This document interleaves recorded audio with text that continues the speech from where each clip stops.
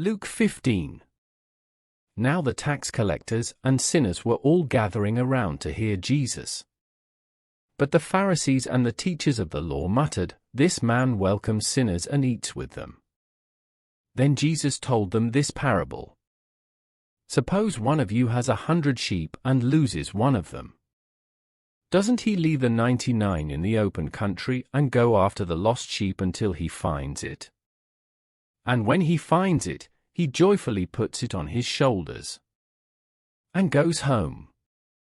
Then he calls his friends and neighbors together and says, "Rejoice with me, I have found my lost sheep." I tell you that in the same way, there will be more rejoicing in heaven over one sinner who repents than over 99 righteous persons who do not need to repent. Or suppose a woman has 10 silver coins and loses one. Doesn't she light a lamp, sweep the house, and search carefully until she finds it? And when she finds it, she calls her friends and neighbors together and says, "Rejoice with me, I have found my lost coin." In the same way, I tell you, there is rejoicing in the presence of the angels of God over one sinner who repents.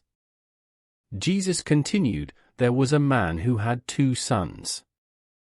The younger one said to his father, "Father, give me my share of the estate." So he divided his property between them.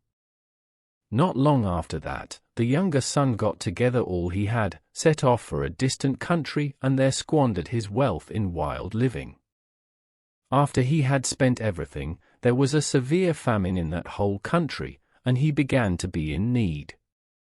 So he went and hired himself out to a citizen of that country, who sent him to his fields to feed pigs. He longed to fill his stomach with the pods that the pigs were eating, but no one gave him anything. When he came to his senses, he said, "How many of my father's hired servants have food to spare, and here I am starving to death?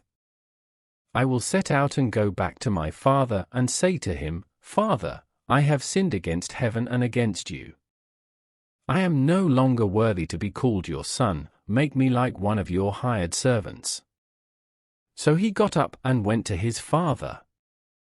But while he was still a long way off, his father saw him and was filled with compassion for him. He ran to his son, threw his arms around him, and kissed him.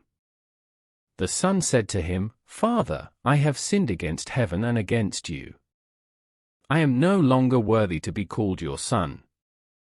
But the father said to his servants, 'Quick! Bring the best robe and put it on him.